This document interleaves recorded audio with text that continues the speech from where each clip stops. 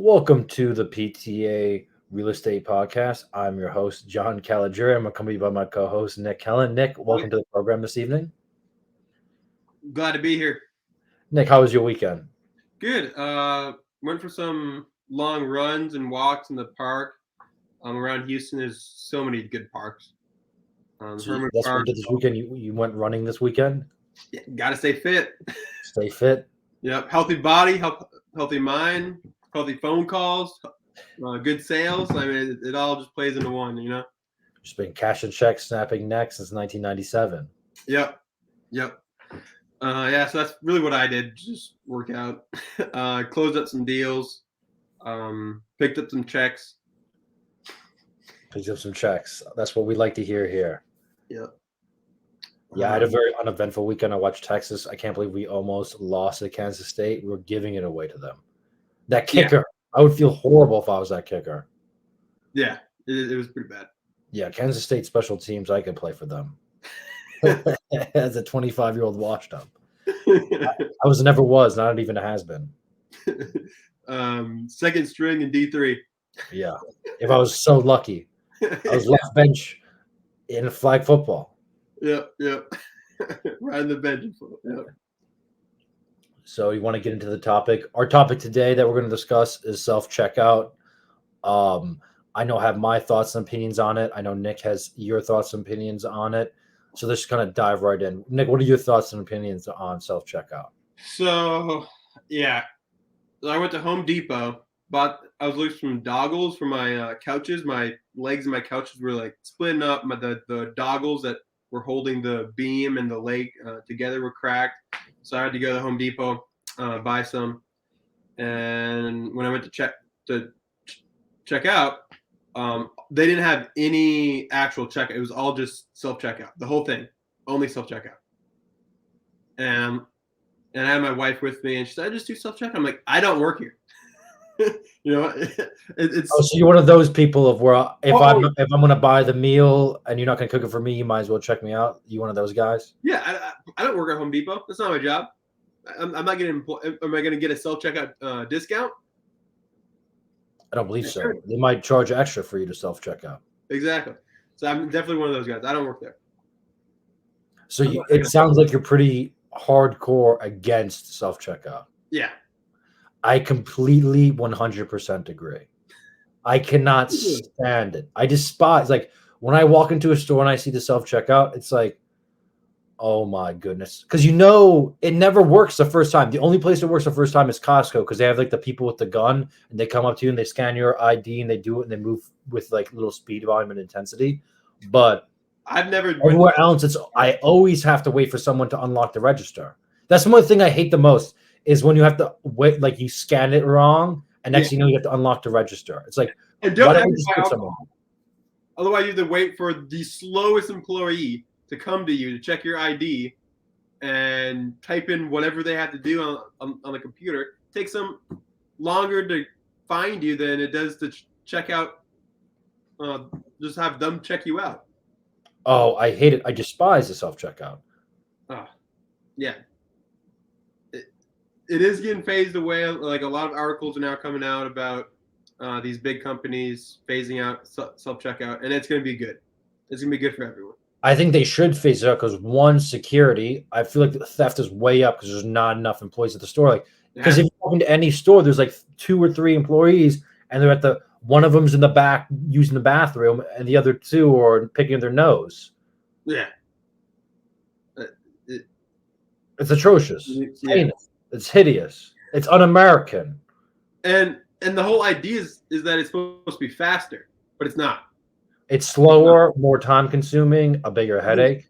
You always get some obese lady that doesn't know how to work the machine with an IQ. Hey, let's not talk crap. You're from Houston. Everyone there is obese. They're just slow, and you're just like, this is the only option I have. There's no other checkout. This person doesn't know how to work the machine. Now, maybe if they do like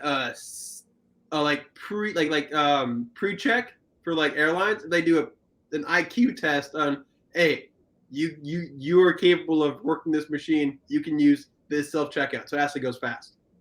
I don't like the idea of an IQ test to get a job because me and you both would be permanently unemployed.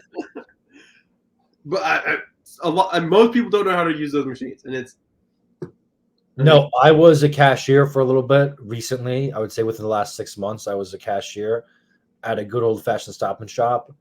Oh my, it was horrific. There's like a million codes for like a banana has its own code. I did not know that. oh And yeah, they got like a weight, like they have like scales up there so they know how many you take. It's like, oh my gosh, it's like, am I operating heavy machinery just to give you this banana and yogurt? get a bachelor's just to understand this. How to run That's what they want you. That's why they push everyone to go to college because to be a cashier, you need to have a college degree in rocket science, not Yeah. even in basket weaving, Pure as all science. liberals get. That's my all-time favorite Fox News segment is when they went to like some hoity-toity college and they're interviewing this like poor 18-year-old kid and like, what are you majoring in? Basket weaving. I was like, I don't even think that's real, but I was 12 and it was one I will never forget that segment. Jesse Waters. Shout out Jesse Waters. I'm sure he's listening. We know that you are. Yeah, he's pretty good. I like Jesse. I always listen to him once in a while on like Instagram or like Twitter or something.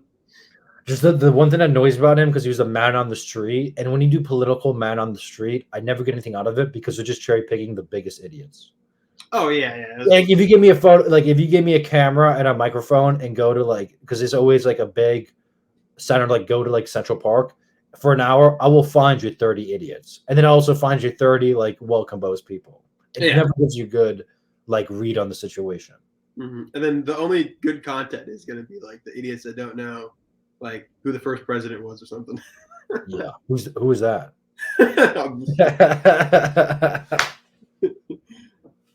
So You're going back to self checkout. I think it is kind of a comment on what's kind of going on in our economy as a whole. Of as we go to more globalization and we're competing at a more global, we're competing in global markets. Major corporations are going to have to make cuts at the lowest level because what's every business's highest expense? It's employees. lower level employee. Yeah. So as we get more, as globalization expands, we're gonna have more and more of these idiotic technologies. Like at Stop and Shop, there was like a robot that would clean up stuff, like clean up the aisles. That would just go around all day cleaning things. Oh wow. It scared me, not gonna lie. I steered clear. Yeah, Roomba. But like, yeah, it's like a Roomba for a grocery store. Oh, I've never seen that. We got them in Jersey. You guys are in Texas. You guys are always 15 years behind. There's this machine at the VA that like carries around like medicine and stuff like that, and like delivers it to like certain areas. Dude, how sweet would it be if we got a robot in the bricks that would just give you cold beer? And just go to like DoorDash, but like it would just give you like cold drinks, or like it would make you a mixed drink, or like imagine a robot that made margaritas that would just roll around. I could invest in that technology. I can get behind that. Party and you just have one of those things and just like comes and has a vacuum too, so it's serving and cleaning at the same time. 2 for 1 special.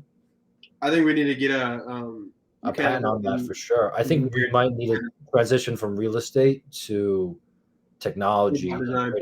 Yeah, the liquid Zumba, the 5 o'clock Roomba. It's a natty light or a nice bush latte. Or a Jack and Coke. Or a little rum and Coke action. You know I make the best rum and Cokes. Yeah. I don't know if they're good. They're just strong. Half and half. Yeah, half and half. That's the way to do it. Half and half. Yeah. That's the only way to do it. If you're not making a rum and Coke half and half, you're not making a rum and Coke. You're just making Coke. With a little bit of Coke and lime.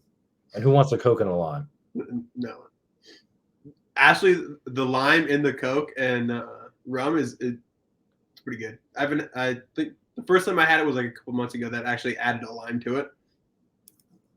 What do you mean? I always made you rum and Coke with lime. That was like my go-to. I mean, you did, but like I didn't do it myself. And I didn't really, I guess, realize that it had a lime. I don't know. But like it takes it so without it, and it had one with it.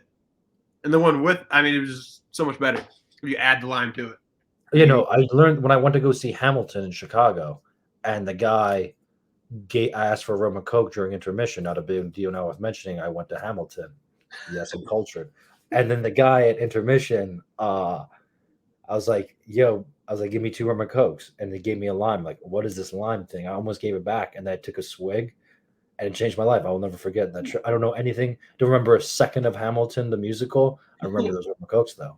The lime's good. Always add the lime. No, that's for sure.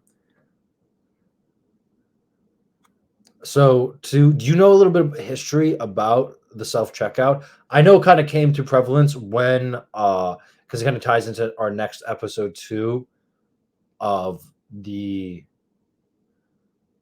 minimum wage skyrocketing in America.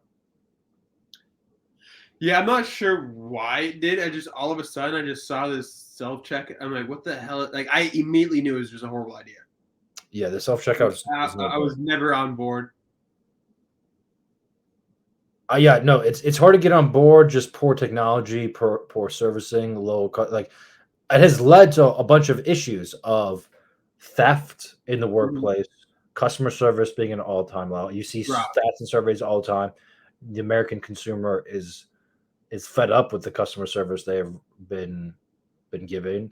But on the other hand, as someone who works in customer service, I can tell you this: the human beings that come inside the branch are not deserving of good customer service. Majority of them. Yeah, because there's something that happened with COVID that just broke people's minds. Oh yeah. Now, what did come out of grocery stores that were plus was the pickup when you just drive your car and you order like online.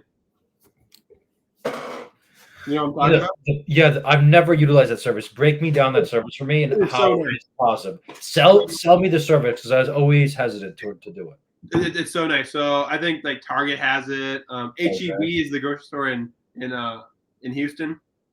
Is a big chain, and they have the app, and you just literally pick out your stuff on the app, and then you pick a time, and if you want it to be like expedited, you can pay like $1 or something. I just get the free one. I'm not gonna pay for this. So I wait like 3 hours. I just do my homework, work, or whatever, and then when my time comes, like a 30-minute window, I drive up to a parking spot, type in the parking spot number that it's assigned, and some dude just comes in, brings my groceries. And if I'm missing anything or if anything's bad, I just like text through the app. I just text the like, hey, my bananas are bad or something like that, and they refund me. Seriously? Yeah. Get refund from it? Oh yeah. They don't even question it. That's crazy. I don't do it if it's I only do if it's actually bad or they don't have it or something like that. Nick, this is what I was thinking now. You want to just do one because the two topics kind of tied together of self-checkout and that. And since our guest did go down on Thursday, let's just do one episode this week, released on Thursday, and that gives us time to edit the audio and everything, get everything prepared before I shut it out. Yep. Does that sound like a plan? Because I can go like 40, like I'm willing to go like an hour. We can do this like an hour, major hour pod, and then we can do Thursday, release the audio and video of just one I still got an hour before my class. So okay, I think that's good. So yeah, that's what I'm the self checkout. So they can like refund it right from there, or like what's the process of refund? Through the app. I just ask for a refund and then it hits the bank account. Wow. Yeah. It's tremendous. I'm gonna have to utilize that. I've never done it before. And I never go in the grocery store. Like only if I have to pick up like one or two things that I'm missing from like if I'm making something, I'll just go in and grab it real quick. But damn. Yeah. It saves so much time too. Like I'm in and out in less than 10 minutes. I need to get on this. Yeah. Wait, do you have Apple Pay like in your wallet thing? I've never set up my wallet on my iPhone. I don't have Apple Pay, no. I've never done it before. But you do online banking. I know my roommate does not do online banking. It took him a while. He lives in a cave or something? That's what I was saying. He's going to listen to this because he listens to the pod. You know who you are. dude, open up online. Like, I want to meet this person. Oh, you've met him a handful of times. What the thing is, like, with when like a 50-year-old person comes into the bank and like they do all their banking through an ATM, so they like literally only have a debit card with them and nothing else. It's like, how do you operate day to day, my friend? Like, how do you pay bills? Like, you don't know your account number, your routing number, none of this information. Like, like just signing up for direct deposit or your day to day things. Like, you need to know your account and routing number. And I don't know how people look it up. Like, I legitimately not know without online banking to find out your account. Does he have all his cash like under his bed next to his Remington or something like that? Yes, it's in a mason jar, and he has a 38 special and Grandpappy's shotgun next to the bed. Who ya? Volta. Telling Great Depression stories why he doesn't trust the banks. War damn eagle. Yeah. Trying to get a loan for a house or a car and gets denied because he has no credit or a bank account. It's Xanadu. It's preposterous to say the least. It really is. Yeah, but I think that's just what comes to the self-checkout. I think it is a systemic problem from having a minimum wage. I personally think we should have 0 minimum wage. Yeah, I mean that's no one other than politicians think that we should have minimum wage. It just jams everything up. Like the only thing I can see if you're like the lowest level person, it can help. But now minimum wage has got out of control that in parts of Connecticut, it's $18 for a Big Mac meal. $18. If you work a skillless job, if there's a minimum wage law that gets passed, you're the one that's getting the boot. Yeah, because then you're the first people that get shafted and get sent out for automated self-checkout. Yeah, and a robot's going to take a job. Kind of like what Jeff Bezos did with Amazon, that he lobbied for minimum wage laws to get passed within his states, and as soon as it passed, he fired his employees, replaced them with robots, and his competition went under because they couldn't afford to pay the employees, and he was able. Don't get me started on Jeffrey Bezos. I cannot stand that bald wonder, bro. Dude, I cannot stand him. Have you seen the videos of him like in the beginning and then videos of him now? He literally looks like a supervillain now. He just took he just shaved his head, he divorced his wife, and took all the steroids. He got married again. I haven't seen him on roids. He's yoked now. Oh wow. He's on all the TRT that you can find. Oh yeah. Dude, I cannot stand these tech billionaires, bro. They're such losers. It's like at least spend like the middle class's money a little bit better. Yeah, and they're the one that lobbies for minimum wage so they can fire their ground lower level employees and replace them with robots and have the competition go bankrupt because they can't afford the minimum wage increase. Who is their competition? Who is Amazon's main competition? Huh? Who is like a little history of Amazon? Do you know the history of Amazon? Who was their main competition in the beginning? I mean, you got Barnes and Noble, and then in the beginning they went to diapers and they took on some diaper competition. They took on Rubbermaid. They bankrupt Rubbermaid and then bought them. But I guess because now it's Walmart. And I guess Walmart's probably because before COVID, 60% of it was like a complete opposite market share. So now all online purchases, I believe, don't quote me on this number, it's between 65 and 80% of all online purchases are done via Amazon or Walmart. Before then, it used to be small businesses. So now what Amazon did was I had to take my cap. All of them. And thank you, minimum wage laws. Yeah. They worked all of them. Well, I wouldn't say the minimum wage laws directly, like there was a direct graph, COVID, taxes, shutting down businesses. Like COVID was really a opportunity for the major corporations with what's an essential and non-essential person. It was they really utilized it as an opportunity to really ice out the middleman. Because to finish my point of, I think 80%, it used to be 80% of all online purchases were done from a small business. Now it's only like 25 to 35% are done on small businesses. The rest are done on Amazon. Like Amazon did something really smart of like to post something on Amazon, it's free for a small business, but then they get a cut of it. Hmm. So like everyone uses Amazon. Like when you buy something from Amazon, it might not even be from an Amazon superstore. It could be from John Smith's t-shirt design company, but it's so much easier to and they make more money if they post it on Amazon, Yeah. which is crazy. They literally control the market. Oh yeah. Like online merchandise is run through Amazon and Walmart.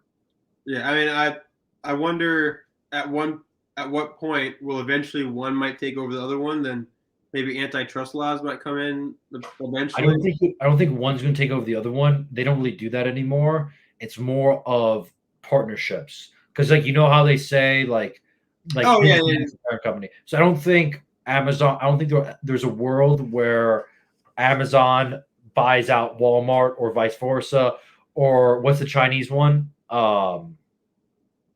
AliExpress or Alibaba. Wherever Oh you get yeah. your jersey, Oh, wherever you get your nice jerseys from, like when you were a kid, like everyone had those nice stitched jerseys that came from like AliExpress. Whatever website you got your illegal jersey from that a 12-year-old China man made, that I don't ever foresee. 12-year-old Chinaman. Yeah, they raise them different down there. Oh, They raise them young. Wherever like those three companies, I don't ever see one buying the other one, but I can see like Amazon and Walmart doing a merger, like Anheuser-Busch merge with someone. yeah. I mean, I think at that point, their government would probably break it up. I see things. I have no faith in the government doing that. I can like, are you really going to tell me Mitch McConnell is going to stop Amazon and Walmart merging? Hell no. He's gonna get down on his knees and say, "Thank you, sir. May I have another?" Mitch Yeah, maybe. McConnell's one of my least favorite politicians, by the way. He dodged like if you dodge Vietnam, I have no respect for you as a man. Like you like legitimately, like straight up, like I look at Mitch McConnell and I just see a clown. Like all those politicians who skated out of Vietnam and who skated out of Iraq and who skated out of Afghanistan, I look at you and I'm just like, you're just the biggest coward that has ever lived. Yeah, yeah. I have no respect. Like as a man, as a politician, as a business, like if you skated out of those wars, I just can't look at you with any respect. Half our listeners is like, oh, But like about like if you're like if you're a listener and you didn't join, I don't care. But if you're Mitch McConnell, I have major grievances with you. yeah. Yeah, I do think that like the combination of like kind of get hammering on that point of our politicians not really doing their job and allowing industry to run rampant. See, that's one of the things when people are like, "Oh, I'm a socialist" or "capitalism failed." I don't think we live in a capitalistic or free market society because I do truly believe that the major corporations have bought and paid for all the politicians. That it's making it not capitalism free market anymore, and it's more of like an oligarchy now as opposed to free market capitalism. I believe at a micro level, like it's still free market capitalism, but at like a major global level, maybe I'm naive to think that at like a certain level, obviously things get to that way of like oligarchy and the big man elbows out the small man. But I feel like the window is getting smaller and smaller. You understand what I'm saying? Yeah. I mean, we're always gonna have lobbyists. You know, people are always gonna, give money to super PACs and PACs and all that stuff. It's pretty heavily regulated, and it's all public information. You can see who gave to who and all that stuff. But is it really that regulated? Like, I don't think a super PAC. Forgive me my ignorance, but I don't think like a super PAC has to disclose. Like, they have to disclose why they're raising the money and who donated to the super PAC. But the super PAC doesn't have to say, "I gave $500,000 to Mitt Romney." Super PACs have to do with politicians, and I think they have to disclose all that stuff. It's public information. Yeah, but who checks it though? That's what I'm saying. Is like, I feel like everyone is so bought and paid for now that it's not as free as it once was. I mean, I think always was like that. I mean, There was never a Don't get time. me wrong. I'm not going to sit here and pretend I'm from Chicago and pretend that it's never been corrupt before. Like, I'm fully aware that corruption lives and breathes and exists, and that's just like part of the game. That's part of society. Corruption will always be a part of it. I'm not here sitting denying that. I'm just saying, I think we've kind of reached a level of one, ignorance, two, laziness, and three, just people just being bought and paid for.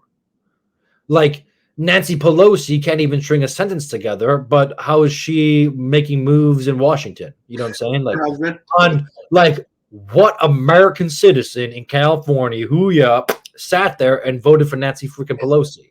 I want to meet that person. I don't think anyone did. I truly don't believe anyone did. I love to like I'll be the first one to bash the Midwest. I'll be the second person to bash California. I love to bash the South. Like I don't think any of those people are very bright, but I don't think there's a single person with the faculties together that voted for Nancy Pelosi. Like you can't look me in the eye and say me you have a full-time job, a wife, a kid, and like a car payment and rent, and you voted for Nancy Pelosi. I don't care how liberal you are. Like if you have those 5 things in your life, there's no way you voted for them. Yeah. I mean, please message us if you voted for Nancy, and then we'll have you on the podcast. To our 12 listeners out there, especially our one in South Korea, if you voted for Nancy Pelosi, DM us. Please. We want to know why. I'm perplexed. I'm bamboozled. For 40 years. That's almost twice as old as us. Like I was just a mere whisper, a mere thought. And Nancy Pelosi was in office making moves. Yeah, I mean, if no one DMs us about this, I don't think anyone did. I think we're gonna be like that's a touch conspiratorial, and we only have 12 listeners, so I don't think we get demonetized yet. But I completely agree with you. Just post on Rumble, and yeah. Well, we'll just transition to Rumble. Yeah. Yeah. We're just the outlaws of podcasting with our 12 listeners. We're global though. We're a global phenomenon. You best not forget that we are global.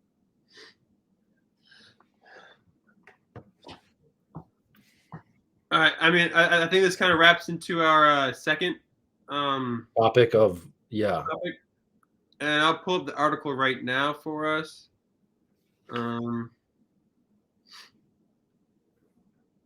So for all the listeners out there, we were going to do 2 episodes this week. One covering self-checkout or pros and cons. Really, we only found cons of it. And then our second episode would be on Thursday. Our interview was going to be my brother Matthew, who's worked in corporate America coming up on 3 years now.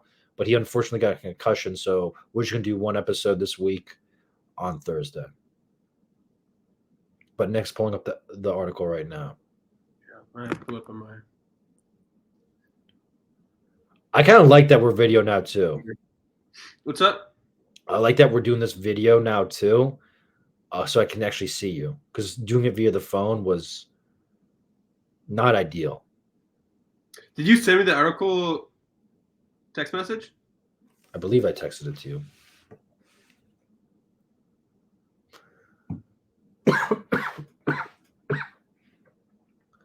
We're just all of our listeners out there. We're just looking up the article right now. You can see I'm extremely prepared. Yeah, I don't think I had. I can't find it. I can't find it either. But I think we can discuss why. I think I have some thoughts on why people are not saving for retirement because they cannot. Yeah, no. Credit card. I see it every day. Credit card debt is skyrocketing. People can't move from their homes because they're locked into the 3% rate. So now no one's moving their homes, not be able to. It's like before, if you sold your house and you wanted to downsize, then you sold your house, paid off some credit card debt, downsized, and you're chilling. But now, since rates were so low and prices are so high, no one can sell their house, no one can move. So now credit card debt's going up. A lot of home equities are being done instead of mortgages. I'm sure, Nick, you can feel this, but like I honestly think it's because of inflation and just instability right now.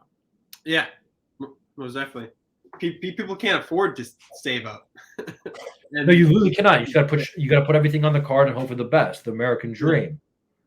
Yeah, and then people don't want to take that risk of buying a house when a year ago their mortgage could have been $1,000 for the same house for the same amount. Their mortgage could have been $1,000 cheaper. I'm so over these people complaining about their mortgages. It's like grow a little bit of financial literacy. Have a little bit of self-awareness. Like, I'm sorry. Actually, I'm not sorry at all. You were blessed with 3% mortgage rates. My mortgage rate, as I bought my house as a 22-year-old punk kid, I got a 3% mortgage. To me, when people talk about winning the lottery, I already won the lottery. I bought a home at a 3% mortgage at 22 years old. That's never happening again. Get that out of your head. I'm sick and tired of these 30-something-year-old people complaining about mortgage rates. Be an adult. Save your money. They live get a job. Go to school. Get things done. Yes, last year, you could have gotten this mortgage for a quarter of the price. Yes, you could have got the house for the quarter of the price. But you should have been prepared a year ago. But now you're not. And now you're sitting in my office crying. It's like you're 35 years old. You had everything. Figure it out. I'm so sick and tired of it. Yeah, interest rates right now are just fine. Yes, dude. I think they should. I want them to go up. I mean, well, if you want, like, my honest opinion is, I want them to go up because I don't want a reverse bubble. Because right now, so interest, like, prime right now is at 3, not 3. Prime right now is at 8 and some change. Yeah. So if they drop the rates right now to 6%, it would be a reverse curve. So all the house prices right now that are already inflated, we've talked about this a million times. 2 years ago, the average house was $250,000. Now the average home price is $400,000 across America. If they dropped the interest rates to just say from 8 to 6, that's going to skyrocket, and they're going to have a reverse curve, or even no one's going to be able to afford a home. All, like, the average house price across America is going to be like $1 million, basically. On the coast is going to be $1 million, and for what? Because these 35-year-old kids, these millennials, the worst generation of all time, are crying over interest. Be a man, get a second job, save your money, don't Uber Eats, don't go on FanDuel and think your parlay is going to hit. Go back and work and stop crying to me. Because in the 80s and 90s, people still bought houses and interest rates were in the mid. I talk to old timers all the time. And I was talking to an old lady the other day. Her first mortgage, guess what her interest rate was? Probably 12%. 19. And they bought a home and they raised a family. You know why? Because they're Americans. Bootstraps. I can't like, these millennial kids are the biggest whiner babies ever. No. Yeah, I mean, I wouldn't want right now. I just think because it's not the interest rates that I'm seeing that a bunch of people are complaining about, or that I'm really worried about. It's how fast it came to 3 to 8. Well, yeah, they printed trillions and trillions of dollars. That's what you need to do. That's what sickens me about these people, is that they just have zero self-awareness and zero financial literacy. You can't just sit here, like, logically, let's just say it out loud. We're literally going to print trillions and trillions of dollars in 1 year. More money. Think about it. In 2020, we printed more money than there has ever been in circulation. So we literally just, all the money that was in circulation, we just doubled that. And then we made interest rates 3%. And then a year later, interest rates are 8% to deflate the economy. That's what happens when you print recklessly. Yeah. That's what happens when you have people like Nancy Pelosi and what's his face from Kentucky, the guy who skated out of Vietnam. Who were we talking about before? What's his face? Mitch McConnell. And Lindsey Graham. What type of name is your dude? Your name is Lindsey Graham. Get it together, buddy. All those jokers are sitting there asleep at the wheel. That's what happens. So don't be sitting in my office complaining to me without a single ounce of self-awareness. And like, why are rates so high? Well, maybe because we printed out so much money. You should have been prepared a year ago. Don't be complaining to me. Yeah, and they're also wanting, the government should pay our student loans. Let's not even go down the student loan path. Because that's asinine.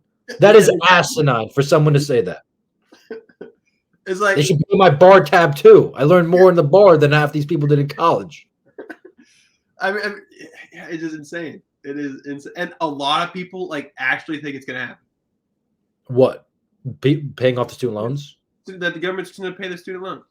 I believe it will happen, but that's the last step we go before anarchy. That's the last carrot that they have. You know what I'm saying? Like that's the last bull in the gun the Democrats have to defeat the conservatives. It's not even that. It's just, we literally can't afford that. We can't even afford to make sure that like everyone has a roof over their head, let alone pay for people's education. Yeah, and plus, we can say if it's good or bad education. Is it more for your liberal art degree? Like, who cares? Yeah, I could care less. Anyone with student loan debt, I have zero sympathy for. No, and you put yourself into that situation. You made a choice, like, hey, I'm gonna take these loans out, and again, what made student loans so expensive was the federal government getting involved in student loans. Oh yeah, you can literally look at the charts of when they were federally backed. I think it's like 1963. I think is when, and like you can literally look at the charts. It skyrockets after that because who in their right mind, any financial institution in their right mind, would not. Oh, a 17-year-old kid doesn't know what he wants to do with his life, but we'll give you 300 grand to go to William and Mary College. That's a good idea. Hell no. No, yeah. I mean, if you actually want to fix the student loan situation that we're in right now, you would push for legislation to get rid of FAFSA. Get rid of FAFSA. You know what, Nick? I think I have an idea what we should do going forward. Our Tuesday episode should be solving the world's problems with Nick and John. And we just choose like a financial problem and we just talk about how we'd fix it. Get rid of FAFSA. Obviously, I'm all aboard that. Yeah, get rid of FAFSA, and you would solve the student. Because I mean, same in the housing market right now. If interest rates drop, buyers flood the market, increase the price of the house. Same thing with student loans and bachelors. You introduce FAFSA, getting everyone approved, what matter what, flood the market with people wanting to go to college. Cost of college is going to go up. And that's exactly what happened. Get rid of FAFSA. Drop the supply of people going to school, prices are going to drop. No, and also the thing that goes into it, like as it's becoming more and more competitive, the college expenses are going up too. Like, go online for all the 12 listeners out there. Go online and do a virtual tour of the University of Missouri. Yes, the University of Missouri. Who the hell wants to go to Missouri? I wipe my ass with Missouri. It's a trash state. There's no good cities. There's no good culture. There's no good food. It's called a flyover state for a reason, because you're flying over it to go to either California or to New York, or hell, maybe even Chicago. But yet, they have some of the greatest amenities ever. They just they're an SEC school, Roll Tide, and all you do is that you look into it. There's so many nice amenities like pool, gym, yada, yada. Like, who the hell wants to go to Missouri? Who in their right mind without those things would go to the University of Missouri? Is it? I don't even know. Like how much per year does it cost to go to University? Like 40 grand. It's an SEC school. A year? Yes, to go to University of Missouri. It was a popular SEC school from where like a lot of people from my high school went there. Come down to Houston, go to University of Houston, $10,000 a year. But is that state tuition? That's in-state tuition. Yeah. Okay. Years. If you're not from Texas, that trash state. Get a job, get a driver's license, then go to school your next year. Save up. You sound like a Democrat to a illegal coming through your guys' border. Come through the border, swim across the lake, get a driver's license, register to vote, get a credit card, don't pay any taxes. You sound like one of those people. Well, don't break the law to come here. Follow the law. Nick always gives advice to law-abiding citizens. $10,000 a year. At the end, if you took student loans for all 4 years, that's $40,000. That's some people's cars. Like car nowadays are 40 grand. Oh, dude, people are so stupid with cars. Oh, people love to be dumb with cars. It's like their favorite thing to be dumb about. It's like, oh, real estate. I'm telling you, real estate. That's where you need to invest your money. Yes. Real estate, Real estate, stocks, and then bonds, my pocket. be smart about the college you go to. 10,000 should be the max you pay per year. Yes. Or you can just sign the dotted line, step on the yellow footprints, and call it a day. You could probably do that too. Let the chips fall where they may. Yeah, a lot of people won't get that, but if you will, No. If you get it, you get it. if you get it, you get it. And for those people who get that joke, I want to wish them a happy birthday because this podcast is going to be released on Thursday, the day before our birthday. So I want to wish a happy birthday to all those who stepped on the yellow footprints.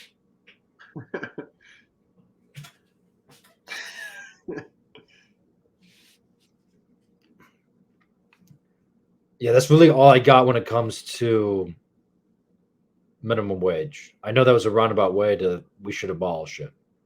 Oh, I know that's super hardo thing to say, but that's just a fact. It's a Jim Crow law. I'm pro union, anti minimum wage. No, unions are the worst. According to some. Others sing a different tale. I mean, if I guess if you're a Democrat. Democrat, Republicans, Oh, two sides of the so, same. look, we just got a message from someone who voted for Nancy Pelosi. His name is John. Yes, I flew from Hawaii to vote for Nancy Pelosi. Big supporter of unions. Big union guy. I'm not ashamed to say I'm a supporter of unions. You should be. I'm sorry. I was sick last week. I'm feeling better right now, but You have COVID or that's AIDS? aftermath. For all our listeners, please forgive Nick for coughing. He's HIV positive. Thoughts and prayers. Yeah. Thank you. Do you have anything else you would like to add, Nick? No. Oh, so tomorrow's a big day in Texas. We're voting for Proposition 4, and there's a lot of other things that have to do with Texas infrastructure. But Proposition 4 is definitely going to be the big one, and related to this podcast about real estate. So our current homestead in Texas is $40,000. And this Proposition 4 will increase it to $100,000. What? This will give give more a lot background. Please. I have no idea what you're talking about. Give more background for the people in South Korea. Yeah, so homestead, not all states have it, but the great state of Texas, they do have it. So when you buy a house and it's your homestead, it's your primary house, it's your primary dwelling. Let's say your house is $200,000, it's worth $200,000. You're only going to pay taxes on it right now for $160,000. No way. Yeah, and we're going to increase it. Hopefully tomorrow it passes. And on next podcast we'll talk about it. We're going to try to vote. Hopefully it passes, and our homestead is going to be $100,000. And it's going to help a lot of first-time home buyers. It's going to help a lot of people who are struggling right now. The tax burden is going to go down, and then hopefully in the future completely get rid of property tax altogether. But we can't hope on that. But we can definitely hope that tomorrow this $100,000 homestead Proposition 4 passes and allows people less tax burden, and it's going to fall on people who rent too, because taxes it affects the consumer, and property tax go down. It's going to help everyone, except for the government. But screw the government. Yes, screw the government, especially the federal government. So Nick, where the people? Yes, if you are located in Texas, go out and vote, please. Proposition 4. Proposition 4. Infrastructure stuff. I mean, read it, decide on yourself if you want that stuff or not. No, we don't promote self-exploration and thought here. Go vote and go vote for this homestead thing. Because I sure as hell won't. Must need. And if your state doesn't have homestead, I mean, message your. Call your congressman or woman. I mean, get rid of that. Property tax is ridiculous. You own that property, don't pay taxes. Let's not get into the right now. Let's not get into the ins and outs of property taxes because they do provide good schooling for some people. No, they don't. I mean, you've benefited from. No. That's just. I'm sorry, Nick. That's just. We can talk about property taxes and whatever. That's just a fact. Like the town I grew up in had high property taxes. The high school I went to was really good. And when you go to towns, like you go to the inner city where the money does not go for school, like the property taxes go to other things, not for schools, it's a well-known fact that inner city schools are not the best. There's a reason why you live in the Yeah, I city. mean, just because I want lower property taxes, I mean, I don't want well-funded schools. I'm also in favor of school choice, which then the money doesn't follow, which the money follows the children. It doesn't follow the land and then forces people to go to shitty schools like your neighboring school. So they can choose, the parents can choose where they want to go, where they want their children to go to school. Yes, but the whole part of it is like community building. Like if your property taxes directly go, like if the where you live directly goes to the school that you are at, it's more advantageous for you to take care of your property and live in a nicer area if you want to go to the nicer schools. Like that's the whole reason why people, like if you go on Zillow, there's like literally a search for nearby schools, and on Zillow they rate the schools for that reason. Yeah, I mean, I'm all for the I'm for less tax. Don't get me wrong. I'm for less tax. guy We can that talk about can't afford a nice house in a good neighborhood, and he wants his children to go to a good school, get a good education. But because of where he lives or she lives, her children can't get a good education and go to a failing school. I don't think any child should be left behind. Every child deserves a good education, regardless of where you live. Nick, this is not a campaign speech. System that we have right now does not do that, especially in schools in inner cities. School choice will eliminate that and provide good education for everyone, and will favor private schools. That is where education belongs, not in the hand of the federal government. I guess we can agree to disagree. Where can the people find you? They can find me on Instagram and Twitter.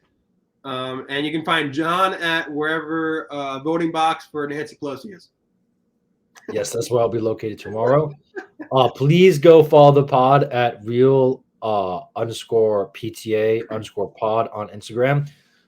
Follow us, subscribe to us on YouTube. This will be the first YouTube episode. And then follow us on Spotify under PTA Real Estate Podcast. Nick, you have anything more to add? I enjoyed our conversation, and I hope you did too, the listeners. And we're going to be here twice a week. Well, I'm your host, John Caligiuri, and thank you for tuning in. I like where you grabbed your mic. Yeah, I know this is no good. Let me because I don't know how to edit on this. Let me stop recording because I don't know how to edit on this.